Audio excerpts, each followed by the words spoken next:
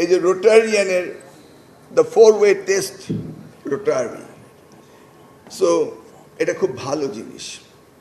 ইতিমধ্যে আমাদের মাননীয় প্রধানমন্ত্রী তিনি শিক্ষা ব্যবস্থাকে পূর্ণ আদল থেকে বেরিয়ে এসে নতুনভাবে যেন আমরা করতে পারি সেই যাত্রা তিনি শুরু করেছেন। তিনি একদিন আমাদেরকে বলছিলেন যে দেখুন, আমি যখন ইংল্যান্ডে ছিলাম সকালে উঠে দেখতাম বাচ্চারা স্কুলে যাচ্ছে, কি সুন্দর প্যান্ট শার্ট, কাঁধে ব্যাগ, জুতো মোজো পরে মেয়েরা কত সুন্দর ড্রেস করে যাচ্ছে।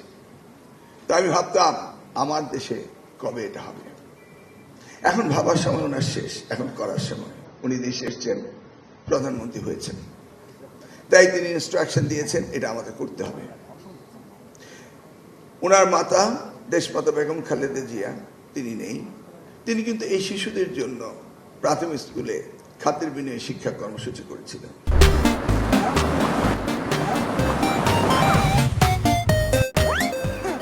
তারপর টাকার বিনিময়ে শিক্ষা, তিনি মেয়েদের উপবৃত্তি প্রথমে 10 পর্যন্ত, পরে ইন্টারমিডিয়েট, পরে ছেলেদের জন্য।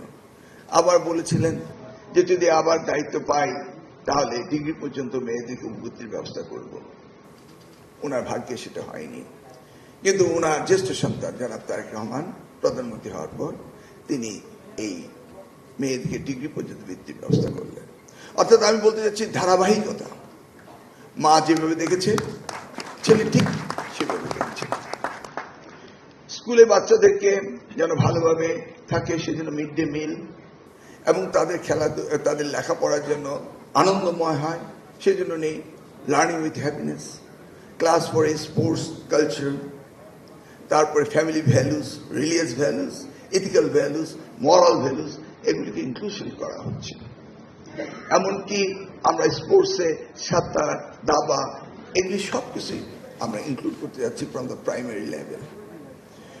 তো ঠিক একইভাবে আমরা যদি উনার পিতা শহীদ রাষ্ট্রপতি জিয়া রহমানের কথা বলে থাকি, উনি কিন্তু 16 দিনের জন্য শিক্ষামন্ত্রীর দায়িত্ব পেয়েছিলেন। আমার অফিসে যারা গিয়েছেন তারা দেখেছেন একটি বোর্ড রয়েছে, সেখানে major general Zia Rahman was education minister for only 16 days। আমি এখনো বসে ভাবি যে ওই 16 days-এ উনি শিক্ষা মন্ত্রণালয়ে যে পরিবর্তন এনেছিলেন সেটা বোধহয় ওই পরিমাণ কাজ আমরা এই এক টার্ম তো শেষ করলাম, আরেক টার্মে শুরু ঢুকেছি, আমার মনে হয় আমরা করতে পারিনি। দ্যাটস হাউ হি ওয়াজ। গতকাল ক্যাবিনেটে একটা বিল আমারই পাশ হলো, সেটা হলো পাবলিক পরীক্ষা অ্যাক্ট। 1980-তে উনি এই পাবলিক পরীক্ষা অ্যাক্ট করেছিলেন। কত সুন্দর রুল ওই সময়, চিন্তা করতে পারেন। আজকে এসে আমি কি এটা চেঞ্জ করলাম, জাস্ট এটা ডিজিটাল ট্রান্সফরমেশন হয়েছে।